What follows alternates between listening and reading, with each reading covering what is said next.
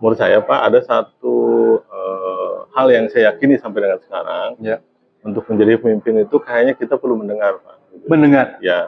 Oke. Perlu Maksudnya mendengar aspirasi masyarakat gitu ya? Oke. Perlu mendengar aspirasi, perlu mendengar keluhan, ya. Perlu mendengar keinginan, perlu mendengar apa yang menjadi harapan dan kondisi mereka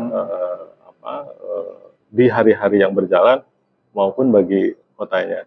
Kita coba dalami di 6 wilayah ya yang tersebar di kota Cirebon.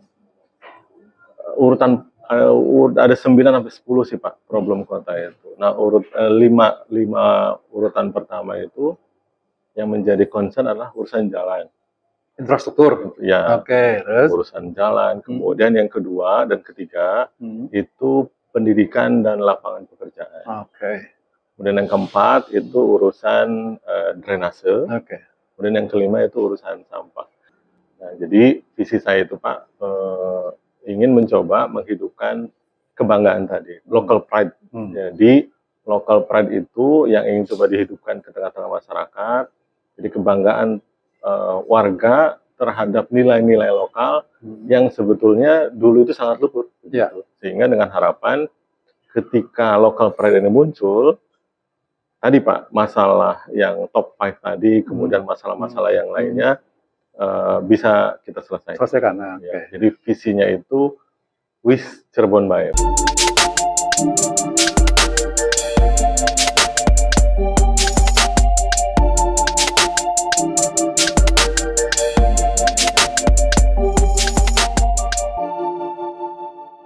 Assalamualaikum warahmatullahi wabarakatuh.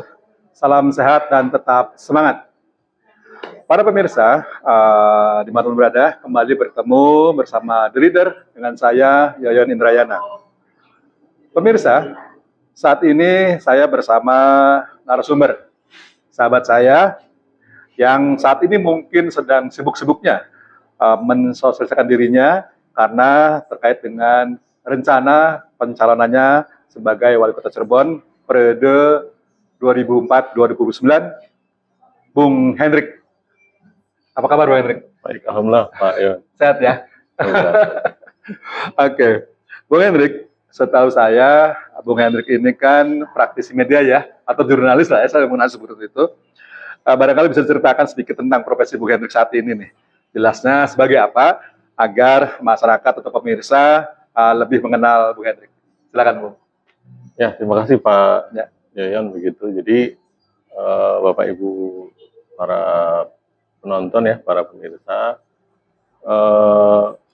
betul profesi saya waktu itu jurnalis ya, sampai sekarang juga masih praktisi media.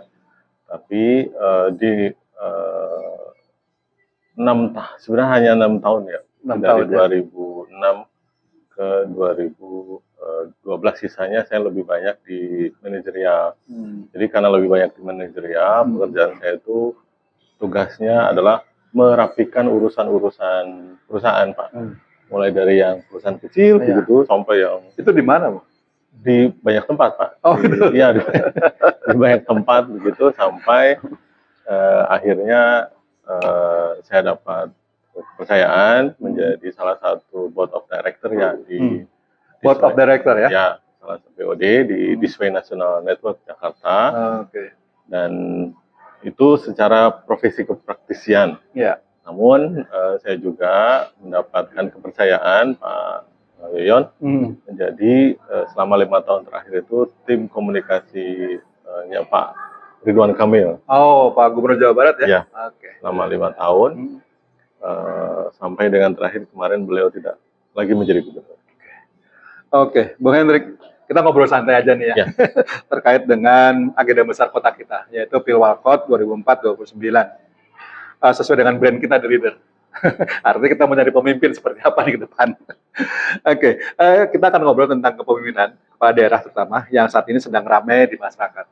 Tentu saja harapannya diskusi kita ini akan menjadi wawasan lah ya, atau edukasi bagi masyarakat Cirebon khususnya, agar nanti mereka tidak salah dalam memilih pemimpinnya. Nah, ini bukan kampanye ya Bung ya. Ini bukan kampanye, ini sekedar edukasi sajalah, wawasan agar masyarakat tidak salah dalam memilih pemimpin. Bung Hendrik kan cukup banyak mengetahui perjalanan kepemimpinan Kota Cirebon ya, saya rasa sejak apalagi Bung sebagai jurnalis pastinya lebih tahu itu. Nah, menurut Bung Hendrik, apakah dalam beberapa periode ke belakang ini kepemimpinan di Kota Cirebon ini termasuk seperti apa ya? Apakah berhasil atau seperti apa gitu? Saya sedikit cerita flashback ya Pak Dion. Berarti waktu itu saya itu termasuk mengalami dan mengikuti pertama kali berinteraksi dengan kepala daerah itu zamannya Pak Lasmana Surya Atmaja. Oh, Pak Lasmana. Ya. Cukup lama berarti. Betul Pak. Okay. Waktu itu saya sempat diajak keliling sampai ke TPA yang di Argasunya itu. Oke. Okay. Ya. Nah, waktu itu saat sebagai jurnalis berarti masih ya? Masih jadi jurnalis. Ya. Kemudian saya banyak belajar dari Pak Lasmana sebagai, saya pikir ya Pak, itu salah satu figur yang man of action ya kayaknya. Jadi kalau melihat sesuatu dia handle langsung begitu kan. Kemudian ada Pak Wali Kota Subabi, kemudian ada Pak Wali Kota Ano ya Pak Ano, betul. Kemudian ada Pak Wali Kota Pak Aziz ya. Nah, sampai Bu Eti dan sekarang Pak PJ. Nah, kebetulan saya itu berinteraksi langsung itu sampai di Pak Wali Kota Pak Badi. Nah, jadi ketika Pak Ano itu saya sudah nggak berinteraksi. Jadi dan beliau kan cuma sebentar ya? Iya, iya. Nah, kemudian di Pak Aziz juga saya juga nggak berinteraksi. Tapi saya yakin Pak setiap pemimpin daerah itu biasanya memiliki visi apa yang ingin dipersembahkan untuk pencapaian sebagai kepala daerah untuk daerah. Nah, pada masa dua pemimpin ya waktu itu berarti kan dua wali kota ya. Dua wali kota. Dari mereka saya banyak belajar. Oke. Nah, ya terima kasih Bung Henry. Artinya Bung Henry cukup memahami lah ya beberapa karakter pemimpin yang Cirebon yang sebelumnya ini. Nah, dalam bayangan Bung Henry saat ini, sekiranya seperti apa sih gambaran ideal pemimpin Cirebon pada masa yang datang? Menurut saya Pak, sekarang itu kan dunia itu sebenarnya flat ya Pak, sangat flat begitu. Jadi dunia itu karena arus informasi yang sedemikian cepat Pak, sebetulnya kita itu bisa mengetahui tentang leadership dari berbagai model. Pemimpin-pemimpin dunia, pemimpin tingkat kota, pemimpin negara begitu. Kita mudah mengaksesnya. Namun menurut saya Pak, ada satu hal yang saya yakini sampai dengan sekarang. Untuk menjadi pemimpin itu kayaknya kita perlu mendengar Pak. Mendengar? Ya. Oke. Maksudnya mendengar aspirasi masyarakat gitu ya? Perlu mendengar aspirasi, perlu mendengar keluhan, perlu mendengar keinginan, perlu mendengar apa yang menjadi harapan dan kondisi mereka di hari-hari yang berjalan maupun bagi kotanya. Sepertinya sih itu Pak, saya punya keyakinan. Ya, saya pernah melihat beberapa aktivitas Bung Hendry juga nih. Kayaknya sudah mulai belusukan gitu ya. Nah, sekarang dari apa yang Bung Hendry lakukan itu, apa yang sudah bisa Bung Hendry petik atau serap dari aspirasi masyarakat itu? Iya, interaksi pertama saya itu dengan warga sebetulnya Pak. Waktu itu pasca proses ke kepartaian, itu langsung interaksi keluarga dan sisanya lebih banyak dengan anak-anak muda. Gitu, ya. Jadi anak mau juga pemilih terbesar juga loh mereka itu, ya kan? Kalau nggak salah besar juga suara petaninya. Ya lumayan. Jadi ketika berinteraksi dengan warga itu sebetulnya Pak, mereka tahu kota ini itu punya masalah, begitu. Tapi mereka itu berusaha untuk mencari jalan keluar. Nah, semangat itu rasanya yang perlu dimiliki oleh sebanyak mungkin warga kota ini dengan harapan masalah yang muncul itu bisa kita sama-sama selesaikan. Nah, sisanya lebih banyak dengan anak muda dan justru di anak-anak muda ini Pak muncul banyak keinginan juga. Kayak ruang terbuka, kemudian akses lapangan pekerjaan, akses kreativitas begitu. Dan pada akhirnya karena interaksi berikutnya dengan anak muda, kayaknya aspirasi mereka tuh banyak masuk gitu ke saya. Begitu. Nah, dari beberapa interaksi yang Bung Hendry lakukan itu, Sebenarnya masalah utama kota ini apa, Bung? Kalau menurut Bang Henry? Masalah utama kota ini apa? Nah, kalau kita bicara data nih Pak, Ya. kalau kita bicara data, ambillah kita 5 top 5 problem kota Pak. Ya. Nah, ini empirik Pak datanya, Ya, datanya empirik dan ini kita coba dalami di 6 wilayah ya, yang tersebar di kota Cirebon. Urutan ada 9 sampai 10 sih Pak problem kota itu. Nah, 5 urutan pertama itu yang menjadi concern adalah urusan jalan. Infrastruktur. Ya. Oke, terus urusan jalan. Kemudian yang kedua dan ketiga itu pendidikan dan lapangan pekerjaan. Oke. Kemudian yang keempat itu urusan drainase. Oke. Kemudian yang kelima itu urusan sampah. Oh, nah, di 5 itu titik memang problem kota utama ya. Iya, Pak. Di 5 titik yang coba diambil sampelnya untuk mengetahui problem kota menurut mereka, itu posisinya selalu berurutan begitu Pak. Oke. Nah, sisanya dari 6 ke bawah itu macam-macam. Ya. Termasuk urusan kesehatan, ya. BPJS itu ada di bawah dan tapi dari seluruhnya itu yang menempati urutan pertama soal infrastruktur itu. Ya, soal jalan gitu. Oke, Bang Henry. Sekarang gini, kalau misalnya anggaplah Bang Henry ini jadi wali kota Cirebon, apa yang akan Anda lakukan dengan masalah infrastruktur itu? Ya, saya pikir karena itu yang menjadi suara tertinggi keinginan masyarakat sampai dengan di angka hampir 30% ya Pak, kalau kita lihat ada 10 sampai 15 masalah itu, mungkin yang akan jadi perhatian pertama adalah urusan jalan. Infrastruktur itu. Betul, infrastruktur. Oh, diberesin semua jalan-jalan ya? Harapannya begitu Pak. Kita coba cari. Jadi nggak ada lagi jalan berlubang di kota Cirebon. Inginnya begitu Pak. Seperti itu ya? Ya, inginnya. Berarti kepala PU-nya harus yang hebat. Kurang lebih begitu. Kita coba cari jalan keluar karena kan fokus anggaran kalau tersebar tapi tidak dibutuhkan juga rasanya bukan useless ya Pak. Jadi sudah sedikit tapi nggak maksimal. Ya, tidak maksimal. Nah, terkait dengan anggaran Bung Henry. Menurut Bang Henry, kira-kira dari mana nih kita bisa menggali sumber dana? Kenapa? Karena kita tahu bahwa PAD kita kan sangat rendah. Ya, memang saya dengar cerita tentang PAD rendah, kemudian APBD juga tidak besar ya Pak untuk ukuran kota begitu. Kalau pasti dibandingkan kota lain itu digitnya jauh. Nah, sumber dana itu kita bisa raih dari berbagai pintu sebetulnya Pak begitu. Kalau yang saya pelajari dari leadership-nya Pak Ridwan Kamil begitu ya Pak, Pak RK itu tidak melulu menumpukan soal anggaran itu mengandalkan pada APBD daerah. Gitu. Kemana beliau ngambil dana?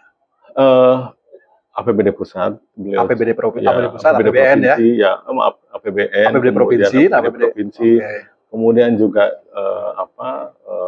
pihak swasta, dia coba lobby-lobby begitu.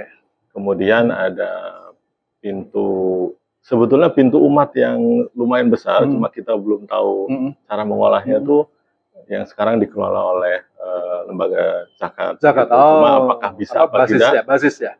Basnas ya. Ya. Oke. Artinya itu kan bisa digunakan untuk tadi ya kepentingan masyarakat umum juga ya. Oke. Nah, Bung Henry, kita menarik nih ya bahwa Bung Henry udah langsung fokus masalah infrastruktur. Nah, sekarang kalau misalkan apa artinya bahwa masalah infrastruktur menjadi masalah utama ya berarti ya. Yang masalah yang lainnya seperti apa?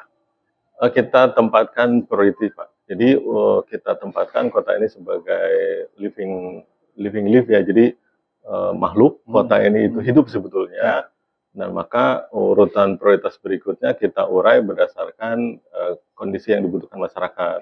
Jadi kan urutan berikutnya itu pendidikan, lapangan pekerjaan, kemudian urusan drainase dan urusan sampah. Nah, itu menjadi concern berikutnya Pak setelah aspek infrastruktur itu kita selesaikan. Namun demikian bukan berarti yang urutan 6 sampai ke tidak digarap, tidak dikerjakan. Cuman prioritasnya. Betul. Karena melihat tadi kemampuan anggaran kita juga kan terbatas. Nah, di sisi lain, kota ini perlu melakukan lompatan Pak. Iya. Apa kuantum yang kira-kira APBD-nya itu sehat sehingga dia bisa menghidupi bukan cuma kotanya tapi juga warganya begitu. Oke, Bung Henry. Tadi Bung Henry sudah cukup banyak cerita tentang infrastruktur. Sekarang gini, Bung. Selain masalah pasti kota juga punya potensi ya. Nah, dalam pandangan Bung Henry selama ini, apa sih yang menjadi potensi kota kita itu? Kalau dilihat dari PDRB dan pendapatan daerah, Pak, ini kota ini sebetulnya kecil ya, 5 kecamatan, dan aktivitas ekonominya sebenarnya tidak banyak, Pak. Ya. Jadi dari perputaran uang yang saya tahu di 15 tahun yang lalu 9 triliun per bulan dan kabar 35 miliar per hari pada 10 tahun yang lalu, begitu. Itu rata-rata dihasilkan bukan dari industri yang manufaktur, Pak. Jadi di sini itu yang dominan adalah perdagangan dan jasa. Sehingga pemerintahnya otomatis hanya bisa bertumpu dari 2 aspek itu untuk pendapatan hasil daerahnya, pun masyarakatnya pun jika ingin bisa ikut sama-sama membangun, maka yang perlu dioptimalkan 2 aspek itu, Pak. Artinya kota ini mesti menjadi pusat perdagangan dan jasa di tingkat nasional yang diperhitungkan. Oh, jadi sebagai pusat kegiatan wilayah sini wilayah utara Pulau Jawa mestinya seperti begitu, itu. Oke, Bung Henry. Begini, Bung, saya dengar Bung Henry kan mau maju dalam pemilihan wali kota ini ya. Nah, sebenarnya kalau boleh tahu, mohon maaf nih, apa sih yang menjadi alasan Bung Henry untuk maju dalam pilwalkot ini? Motivasi ya, Pak, tentang alasan atau sebab. Jadi yang pasti sih sederhana mungkin ya, Pak, niat baik aja. Niat baik dari kami anak-anak muda yang ingin mencoba memberi kontribusi konkret untuk menjadi barisan terdepan dalam ikut membangun daerah. Kemudian yang kedua, mungkin sedikit motivasi tambahan itu karena saya interaksinya cukup lama dengan Pak Ridwan Kamil ya. 2 tahun di akhir masa jabatan wali kota dan 5 tahun di masa jabatan gubernur. Itu rasanya kalau kita melihat helikopter view-nya kota Cirebon, jauh, Pak, begitu. Jauh sekali. Maksudnya jauh? Jauh sekali, itu banyak hal yang mestinya bisa dilakukan. Dimaksimalkan ya. Oke, Bung. Artinya masih banyak PR yang bisa kita kerjakan kalau mau ya. Nah, Bung Henry kan bukan kader partai. Betul ya? Betul, Pak. Nah, artinya kan Bung Henry harus mencari kendaraan nih. Ya kan? Nah, sekarang dalam bayangan Bung Henry barangkali pun juga punya deal-deal nih, kira-kira melalui mana Anda mau maju? Ya, betul, saya itu dari profesional ya, Pak, saya bukan kader partai. Seperti yang sudah sering diingatkan oleh Pak RK tentang politik tahu diri, jadi maka saya pun tetap akan menjaga itu. Yang kedua, saya itu punya prinsip tulus, Pak. Jadi politik tulus, jadi artinya berinteraksi dengan siapapun. Yang dikedepankan itu bukan kepentingan politiknya, tapi trust yang dibangun antara personal dengan partai-partai yang ada. Nah, maka saya sebetulnya menyerahkan itu kepada areanya partai politik begitu. Jikapun kesempatannya itu terbuka. Berarti sudah banyak berhubungan dengan partai-partai nih ceritanya nih. Betul, Pak. Jadi jikapun itu terbuka, maka sebisa mungkin, semaksimal mungkin akan memanfaatkan kepercayaan. Nah, saya dengar Anda itu kan dekat dengan Pak Ridwan Kamil. Nah, beliau kan kalau nggak salah Golkar ya, Partai Golkar ya. Golkar, Pak. Nah, tapi saya dengar juga kok Bung Henry katanya daftar ke PDIP. Ini yang seperti apa ceritanya? Ya, sama pertanyaan yang sama dari Pak RK itu. Apa katanya? Tapi bagi Pak RK itu tidak masalah karena Pak RK itu melihat kota ini itu harus harus memunculkan figur-figur yang memang peduli pada kotanya. At any party kind of color ya, dalam setiap latar belakang warna yang mereka. Dan kita kan sudah terbiasa dengan kebinekaan seperti itu. Jadi ketika saya menghadap Pak RK begitu, Pak RK cuma respect dengan niatnya begitu. Jadi ketika pun nanti berbeda warna, saya pikir hubungannya tetap akan terjaga, nggak akan berubah. Ya, semoga nanti begitu ya. Oke, Bung Henry, ini pastinya karena Bung Henry sudah berniat baik untuk maju dalam pencalonan pilwalkot ini, pastinya sudah punya visi dong untuk kota ini. Apa tuh visinya? Nah, saya melihat begini, Pak, setelah mengolah berbagai pemikiran dan diskusi dengan teman-teman, juga para pendahulu ya, para senior gitu.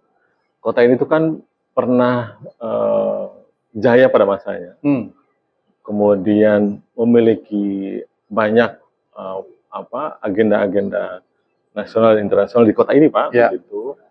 Namun dalam perjalanannya kota ini justru bersusah payah untuk memunculkan diri sebagai kota yang dulu pernah jaya itu, begitu. Nah, jadi visi saya itu, Pak, ingin mencoba menghidupkan kebanggaan tadi, local pride. Jadi local pride itu yang ingin coba dihidupkan ke tengah-tengah masyarakat. Jadi kebanggaan warga terhadap nilai-nilai lokal yang sebetulnya dulu itu sangat luhur. Sehingga dengan harapan ketika local pride ini muncul, tadi Pak, masalah yang top 5 tadi, kemudian masalah-masalah yang lainnya bisa kita selesaikan. Jadi visinya itu Wish Cirebon Baik. Wish Cirebon Baik dalam arti ya sudah, kita perlu punya kepercayaan diri, kebanggaan diri untuk membangun kota baik itu sebagai warga maupun elemen masyarakat lainnya. Nah, apakah Bung Henry yakin bahwa itu akan mampu mensejahterakan warga kota kita? Ya, urusan kesejahteraan itu variabelnya tidak satu, karena urusan kesejahteraan itu kan pasti multi intervensi. Namun paling tidak harapannya dari visi itu tadi ada geliat aktivitas ekonomi maupun aspek pertumbuhan yang terdampak untuk bisa mensejahterakan masyarakat. Misal dengan visi Wish Cirebon Baik dan backbone ekonomi kota ini kan 2, perdagangan dan jasa, maka 2 hal ini yang perlu dihidupkan. Ketika kita sadar bahwa kota ini hanya hidup dari dominan dari 2 itu, maka sebisa mungkin kota ini harus ramah, Pak, pada para turis, pada pendatang, kemudian juga menjadi tujuan wisatawan domestik misalnya begitu. Kan aktivitas yang paling konkret dari ekonomi itu pariwisata biasanya. Itu dampaknya itu kan langsung ya Pak. Begitu. Sangat menarik nih Bung Henry terkait dengan pariwisata. Kebetulan diserta saya juga pariwisata nih. Jadi saya bisa menimbang. Jadi gini, Cirebon ini 40% pendapatan daerah itu disupport oleh bidang pariwisata. Entah itu dari destinasi wisatanya, dari perhotelannya, dari kuliner segala macam. Nah, sehingga menurut saya ini sangat menarik. Apalagi tadi Bung Henry sudah menoel juga tentang pariwisata nih. Bung Henry punya nggak visi atau gagasan atau ide apapun tentang pengembangan pariwisata di Kota Cirebon? Ada, Pak. Program saya yang coba saya tawarkan kepada masyarakat itu Wish Cirebon Baik. Jadi sebisa mungkin warga kota ini selain kita melayani para wisatawan dari luar kota, juga ingin menjadikan banyak tempat wisata di kota ini itu jadi daerah tujuan. Misal orang-orang kota Kejaksan, itu dia punya rasa keinginan ingin datang ke Harjamukti. Berarti objek-objek wisata yang ada di sana perlu kita tata, Pak. Jadi agar uang-uang ini atau pendapatan dari ekspor dari sisi pariwisata ini tidak keluar. Misal bukan kita tidak peduli pada daerah sekitar ya Pak, misalnya Indramayu, Kuningan atau Majalengka. Cuma kalau bisa ke kota sendiri, kenapa tidak? Sehingga harapannya perputaran uang dalam setiap pekan atau dalam setiap akhir pekan di kota ini terjadi. Dan ini yang kayaknya modeling di kota-kota wisata dunia pun demikian. Misalnya paling sederhana itu kan Bandung ya Pak. Orang Bandung itu paling dekat lah. Betul. Orang Bandung itu warga Cibiru itu selalu bersemangat ingin pergi ke Dago. Kan itu masih satu kota Pak. Mencari uang. Artinya uang itu berputar di daerah saja gitu ya, nggak keluar gitu ya. Harapannya seperti itu ya. Ditambah wisatawan luar yang akan berbelanja di kota Cirebon. Bung Henry, salah satu keberhasilan pariwisata itu adalah kalau kita bisa menahan orang selama mungkin, ya kan? Tapi selama ini yang kita dengar adalah bahwa orang datang ke Cirebon, makan pal gentong, makan nasi jablang, habis itu balik lagi. Itu kegagalan, Bung Henry. Iya. Nah, Gimana caranya supaya mereka bisa bertahan di kita, nginep di kita sehari 2 hari baru pulang gitu? Gimana? Itu time spend ya Pak. Berarti kan lama waktu kunjungan para wisatawan ada Ya. di kota tersebut. Betul. Nah, saya kira saya diskusi dengan beberapa tokoh Cirebon, termasuk tokoh nasional yang concern atau berasal dari kota Cirebon. Ya. Itu komentarnya mirip-mirip. Jadi kota ini perlu dibangun sebisa mungkin menjadi pelayan yang baik bagi para wisatawan. Pelayan itu kan sebuah semangat Pak. Kalau urusan actionnya itu kan berarti aktivitasnya. Misal, gimana caranya biar mereka itu nyaman. Berarti urusan trotoarnya perlu kita rapikan. Urusan untuk kebersihan di toilet umumnya kita rapikan. Kemudian sampah juga bersih, kota juga bersih, dan kita bikin sebisa mungkin agenda wisata yang banyak Pak. Jadi kalau tujuannya ada kalender wisata ya. Kalender wisata. Kalau tujuannya adalah time spend, maka sebisa mungkin agenda wisata ini terpublish, termanage, dan maksimal. Sepakat Bung Henry, karena memang gitu. Selama ini kan kita kadang-kadang masyarakat tuh kurang informasi. Ada kalender wisata apa aja nih di kota kita gitu kan. Nah, sekarang kan zamannya media nih, itu kan paling gampang banget gitu ya. Apalagi Bung Henry kan pernah dari dunia praktisi media, saya rasa itu udah bukan hal yang sulit lah untuk kita lakukan. Nah, artinya pariwisata itu betul-betul menjadi potensi kita ke depan. Betul. Begitu ya Bung Henry ya. Oke. Saya izin sedikit menjelaskan. Saya ingat betul Pak RK punya semangat ketika program yang paling cepat untuk menumbuhkan perekonomian di wilayahnya itu, beliau mendorong program pariwisata. Gitu. Karena pariwisata itu dia mampu men-trigger fungsi-fungsi yang lain. Gitu. Oke, Bung Henry. Baik, terkait dengan tadi ya, Bung Henry sudah cerita tentang masalah, tentang potensi, tentang visi. Ini luar biasa, mestinya Anda harusnya sudah betul-betul siap untuk menghadapi agenda pilot ke depan. Selain beberapa hal tadi itu, sebenarnya ada masalah-masalah kota kita yang lain. Seperti tadi terkait dengan PAD. Ini kan terkait dengan juga tadi pariwisata juga sama macam. Nah, beberapa tahun belakangan ini kita dengar bahwa PAD kita tuh ya tidak bagus lah ya, harga tidak pernah meningkat atau kurang optimal. Apa yang Bung Henry bisa rencanakan untuk bisa meningkatkan PAD? Inovasi Pak. Inovasi. Jadi kita itu punya masalah dengan PAD. Kalau berdasarkan data yang saya terima itu, dari terakhir saya meninggalkan kota ini sampai dengan kembali kota ini, itu angkanya tidak bergerak jauh dari 200 miliar sekian. Kalau digabung mungkin bisa 500, tapi kan yang 300-nya itu milik rumah sakit kan, BLUD. Cuma catatan saja. Uang itu nggak bisa diapa-apain.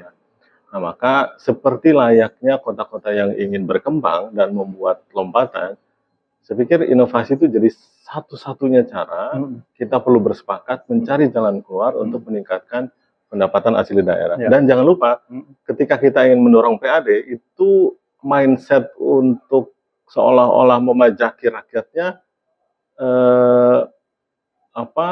tidak seperti itu.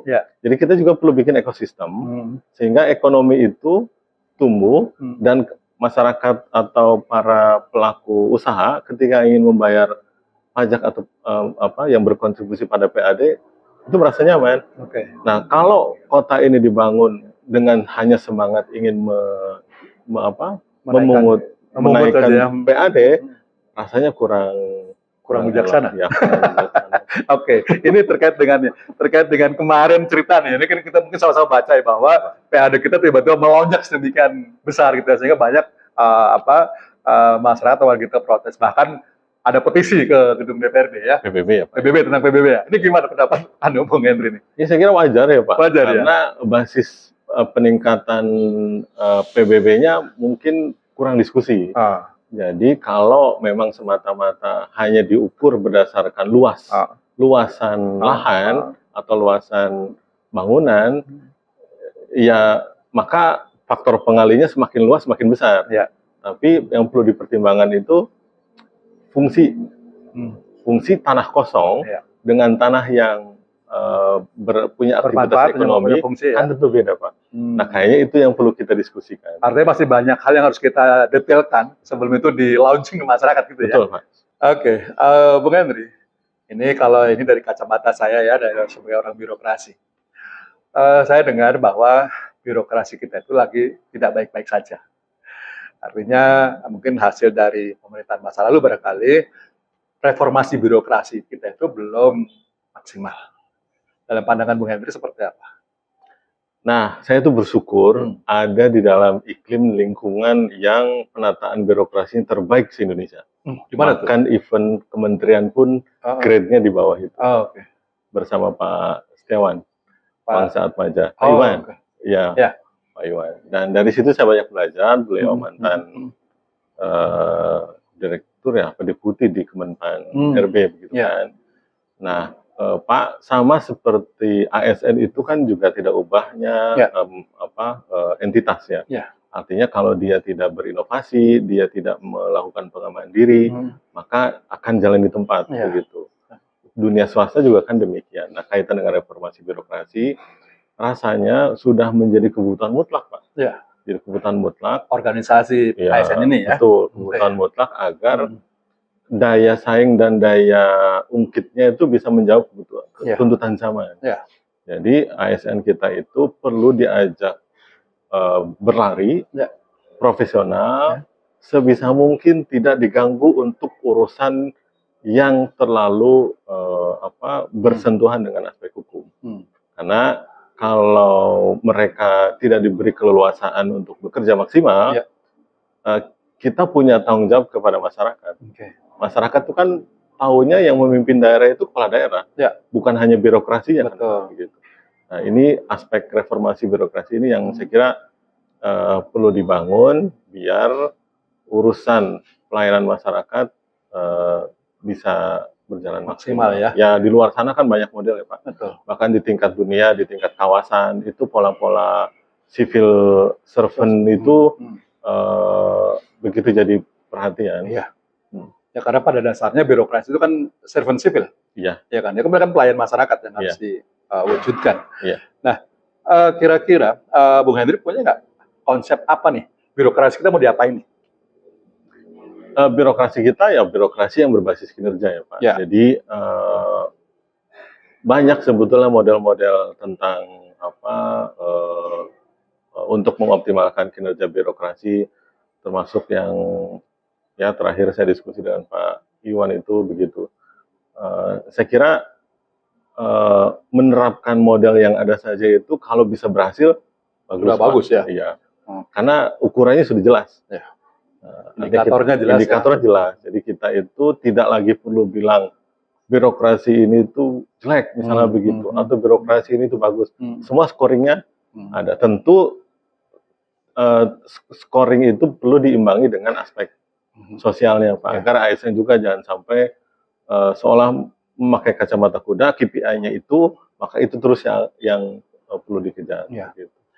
Bung Hendri, katanya bahwa di dalam birokrasi ini ada intervensi politis. Nah, sampai sejauh mana dalam pandangan Bung Hendri intervensi politis di dalam dunia birokrasi ini?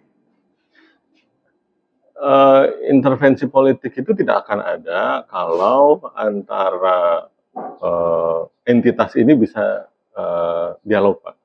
Karena kan dua-duanya punya tujuan yang sama. Sebagai penyelenggara pemerintahan di daerah gitu kan. Sebagai penyelenggara yang punya tujuan melayani kepentingan masyarakat. Sehingga kalau dalam pemahaman saya intervensi itu dilarang kalau dia melawan hukum Pak. Regulasi ya? Ya, melawan regulasi. Tapi kalau selagi sifatnya inovasi, yang kadang-kadang inovasi mendahului regulasi, kalau kayak gitu masih bisa diskusi. Tapi kalau perilaku yang melawan hukum normatif, misalnya begitu, nah itu yang perlu sama-sama dijaga agar ASN juga bisa bekerja nyaman, kelompok entitas politik juga tahu rambu-rambu Pak. Ya, artinya gini, ASN sebagai SDM kita, ya kan sebenarnya modal, kan dia modal utama bagi penyelenggaraan pemerintahan berjalan baik kan gitu seperti itu ya, Bung Hendri. Nah, suatu saat misalkan Bung Hendri betul-betul menjadi pimpinan di Kota Cirebon ini, apa sekiranya yang akan Anda lakukan untuk bisa meng-create birokrasi tadi? Saya akan coba kirim para top leader birokrasi yang ada di Kota Cirebon benchmark, Pak. Benchmark tidak hanya di provinsi yang merit sistem atau penataan birokrasinya sudah baik, number one, tapi juga ke luar negeri. Karena ini juga PR di level nasional sebetulnya. Kemarin saya sempat diskusi dengan Pak Menteri Pan RB yang baru itu, Pak Abdullah Azwar Anas yang mantan Bupati Banyuwangi itu, beliau juga sama mengakui bahwa birokrasi itu, ASN itu, kalau tidak di benchmark, maka dia tahunnya segitu-gitu aja. Betul, rutin mengerjakan terjebak pada rutinitas. Dia tidak pernah melakukan inovasi atau kreativitas. Iya, betul. Bahkan beliau sampai menggunakan konsultan Inggris yang kalau nggak salah mantan Perdana Menteri Inggris Tony Blair ya. Tony Blair Institute untuk merombak birokrasi di Indonesia. Artinya kan kayaknya PR sama, Pak. Iya, sebenarnya itu PR Indonesia sebenarnya, PR Cirebon aja. Betul. Oke, Bung Henry, dalam pandangan Bung Henry, apakah merit system itu sudah diterapkan di Kota Cirebon? Saya udah lama nggak berinteraksi di sini sih, Pak ya. Cuma itu harus ya? Itu kebutuhan. Harus kita terapkan ya? Harus kita terapkan. Setuju, Bang. Ya. Dengan begitu, Pak, orang-orang yang terbaik, ASN yang terbaik itu bisa kota ini bisa mengapresiasi para birokrat terbaik, gitu, Pak. Dan bagi mereka juga ada jaminan ketika mereka baik berdedikasi kepada masyarakat dan entitas politik, dia nggak ragu untuk mereka akan dapat karir yang jelas, reward yang jelas, gitu. Kalau mereka bekerja sesuai dengan betul. Ya, memang kalau kita perhatikan bahwa merit system ini harus perlu betul-betul kita terapkan di Kota Cirebon ini agar tadi kita mampu melakukan reformasi birokrasi. Oke, luar biasa Bung Henry diskusi kita. Sekarang dalam pandangan Bung Henry, kalau misalkan nanti Bung Henry betul-betul terpilih sebagai Wali Kota Cirebon 2029, apa yang akan lakukan pertama kali ketika terpilih? Pertama kali yang akan lakukan adalah selesaikan masalah yang pertama yang menjadi keluhan warga. Aspirasi warga itu ya. Oke. Terus jalan. Terus berikutnya? Berikutnya kita urai berdasarkan prioritas.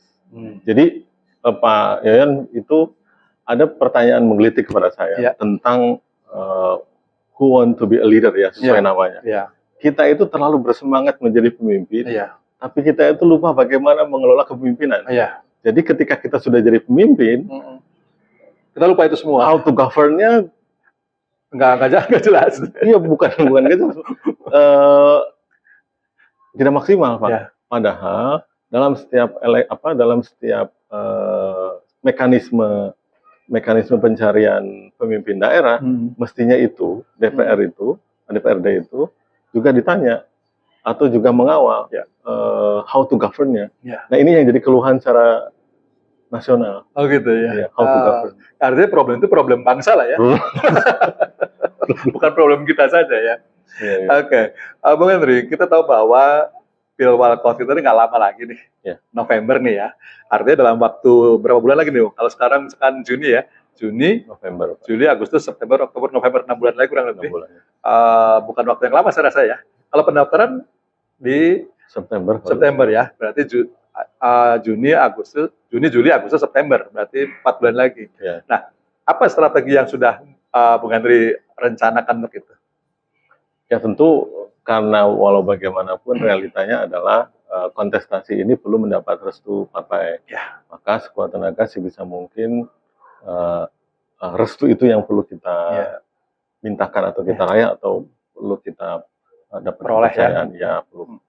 Setelah itu konsolidasi ke bawah baru untuk menghadapi pilkadanya. Koalisi itu kayaknya kalau bagi saya Pak, karena saya basicnya orang praktisi, kayaknya biar menyerahkan ke partai gitu ya. Karena itu kan kepentingan partai ya. Iya betul.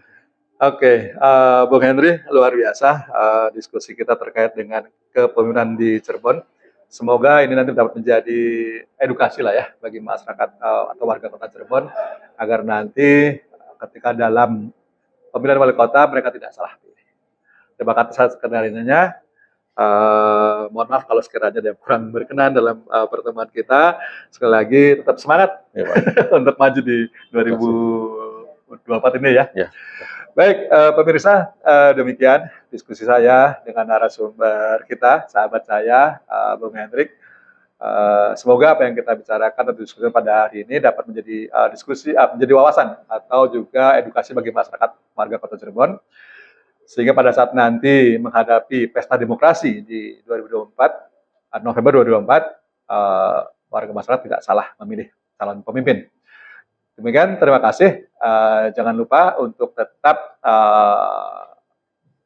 like and subscribe The Leader agar kita tetap memberikan informasi yang terbaik buat Anda. Terima kasih, salam sehat dan tetap semangat. Assalamualaikum warahmatullahi wabarakatuh. Waalaikumsalam warahmatullahi wabarakatuh. Terima kasih. Terima kasih.